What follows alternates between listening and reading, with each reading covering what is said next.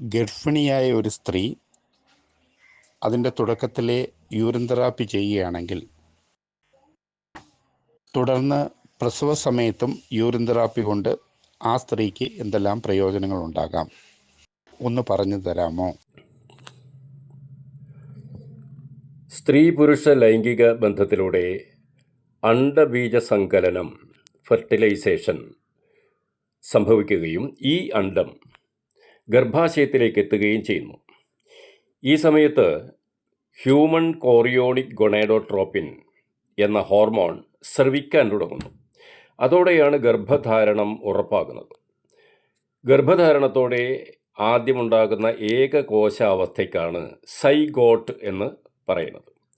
ഈ കോശം വിഭജിച്ച് 2ഉം 4ഉം 8ഉം 16ഉം 32ഉം ഒക്കെ കോശങ്ങളായി തീരും. ഭ്രൂണത്തിന് മുമ്പുള്ള അവസ്ഥയാണ് എംബ്രിയോ. ഈ അവസ്ഥയിൽ യോക്ക് സാക്ക് എന്ന ഒരു അറയിൽ നിന്നാണ് എംബ്രിയോക്ക് ആവശ്യമായ പോഷകങ്ങൾ ലഭിക്കുന്നത്. 8 ആഴ്ചയോടെ അവയവങ്ങൾ രൂപപ്പെടും.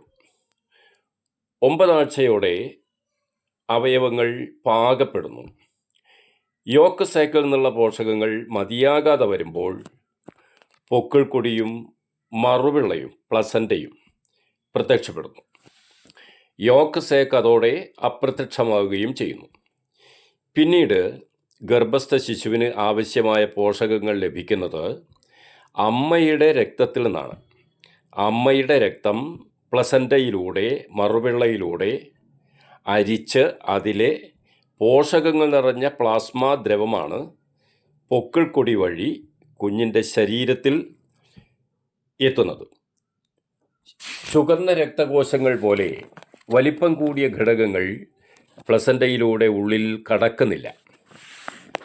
പൊക്കിൾക്കൊടിയിലൂടെ ശിശുവിൻ്റെ ഉള്ളിൽ കടന്ന പ്ലാസ്മ ദ്രവം കട്ടിയാർജിച്ചിട്ടില്ലാത്ത തികച്ചും സുതാര്യമായ വളരെ നേർത്ത ചർമ്മത്തിലൂടെ ശരീരത്തിന് പുറത്തേക്ക് ഒഴുകി അമ്നിയോട്ടിക് സഞ്ചിയിലെത്തുന്നു. അപ്പോൾ അതിന് അമ്നിയോട്ടിക് ഫ്ലൂയിഡ് എന്ന് പറയും. ഇത് കുഞ്ഞിനെ ഒരു കുഷൻ പോലെ സംരക്ഷിക്കും.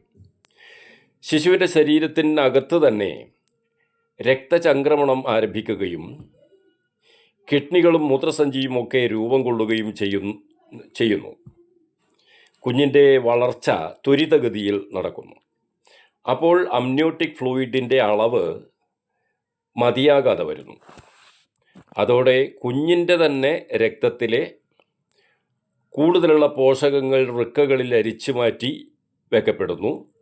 അതിൽ ചെറിയ ഒരംശം, ഈ പോഷകങ്ങളിൽ ഒരു ചെറിയൊരംശം കുഞ്ഞിൻ്റെ മൂത്രസഞ്ചിയിലെത്തുന്നു.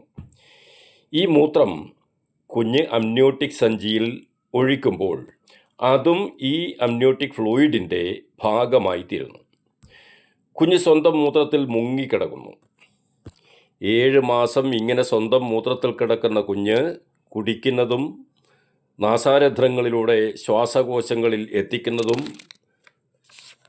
സ്വന്തം മൂത്രം തന്നെയാണ്. ഗർഭിണിയുടെ മൂത്രത്തിലുള്ളതും കുഞ്ഞിൻ്റെ മൂത്രത്തിലുള്ളതും ഒരേ ഘടകങ്ങൾ തന്നെയാണ്. അതിനകത്ത് യൂറിയയും യൂറിക് ആസിഡും ക്രിയാറ്റിനും ഒക്കെയുണ്ട്. ഹോർമോണുകളും എൻസൈമുകളും ധാതുലവണങ്ങളും വൈറ്റമിനുകളും ആൻറ്റിബോഡികളും മൂലകോശങ്ങളും എല്ലാം അടങ്ങിയ മൂത്രം ഗർഭസ്ഥ ശിശു കുടിക്കുന്നു. അതുപോലെ ഗർഭിണിക്കും സ്വന്തം മൂത്രം കുടിക്കാവുന്നതാണ്. അത് ഗർഭസ്ഥ ശിശുവിൻ്റെ വളർച്ചയ്ക്കും ആരോഗ്യത്തിനും സഹായകമാവുകയുള്ളൂ.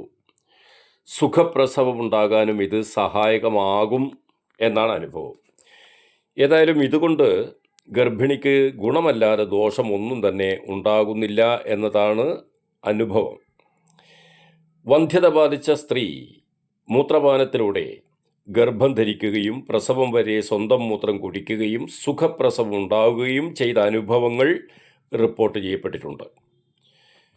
പോഷകസമൃദ്ധമായ ആഹാരം കഴിക്കുന്നതോടൊപ്പം പോഷകങ്ങൾ നിറഞ്ഞ പ്ലാസ്മ ദ്രവമായ മൂത്രം കുടിക്കുമ്പോൾ ഗർഭിണിക്ക്